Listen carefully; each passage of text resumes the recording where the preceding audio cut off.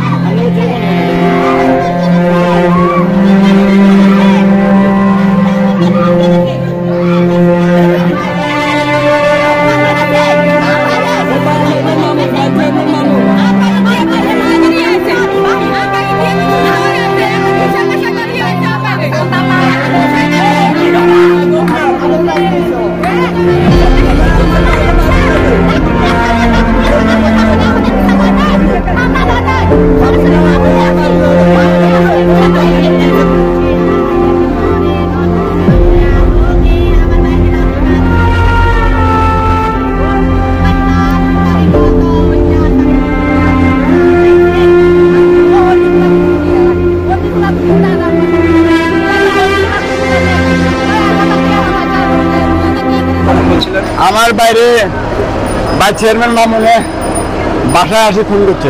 এখন আমি কালকে আসছি আমার ভাই আমাকে বলছে, কারণ মিটার টিটার সবাই সব বাঙালি। আমি একদম আমার বাইরে দেখতে পাচ্ছি, আমার ভাই আমার বলছে এই ঘটনা। আর আমার ভাই আমিও বিদেশ করছি, আমার ভাই 30 বছর বিদেশ করে আমার ভাই হক হাওয়ালি টাকা দিই এই বাড়িটা কিনছে। আমার ভাইয়ের মৃত্যুর বিচারটা পায় প্রথম আল্লাহর কাছে, আল্লাহ যেন মামুনের বিচার করে, যাতে হত্যা করতে হাতের বিচার করে। প্রধানমন্ত্রীর কাছে আমি এটার বিচার চাই, কেন ভাইস চেয়ারম্যান মামুনের এই ঘটনা ঘটালো, কেন করলো, এর কি স্বার্থ, এর এনে কি স্বার্থ, কি মালিক, কি অধিকার এর এনে করার পরে আজকে 10-11 বছর এখানে আসছি। এত বছর ধরে কিছু করেন না, বিগত 2-3 বছর ধরে বিভিন্ন প্রকার লোক পাঠাচ্ছে, হামলা করতেছে। বিগত 29 তারিখে এরা প্রায় অনেকগুলো লোক মাস্ক পরে আসছে, হাতে দেশীয় কিছু অস্ত্র লইয়া আইসা দরজা পিড়াপিড়ি করতেছে। আমি জিজ্ঞেস করলাম যে কে আপনারা, কেন এরকম করতেছেন? বললো যে তোদেরকে বলার কৈফিয়ত দ্বারা আমাদের এত সামনের দরজা খুল বাইরে। আমি বললাম যে পরিচয় দিন। পরিচয় কি দিব? পরিচয় না, পরিচয় দিব না। আমাকে পরিচয় না দিলে তো দরজা খুলুম না, তাহলে বাইঙ্গ হলে ঢুকে যাবো। এরা দরজা বাইঙ্গা ভিতরে ঢুকছে। ঢুকে আমার বাপ অসুস্থ, আমি বললাম ভাই আপনাদের ফাঁয়ে ধরি, আমরা বাইরে যাইলে বাইরে যাচ্ছি, আমার বাপের মায়ের না, আমার বাপের আমি চেন্নাই থেকে ট্রিটমেন্ট করে আনছি, অপারেশন হয়েছে, ওনারা এখন গায়ে হাত তুলেন না। ওরা আমার কথা শুনে নাই, ওরা আমার বাপের তলপেটের ঘুষি মারছে, মাথায় ঘুষি মারছে, নিচে পড়ে গেছে।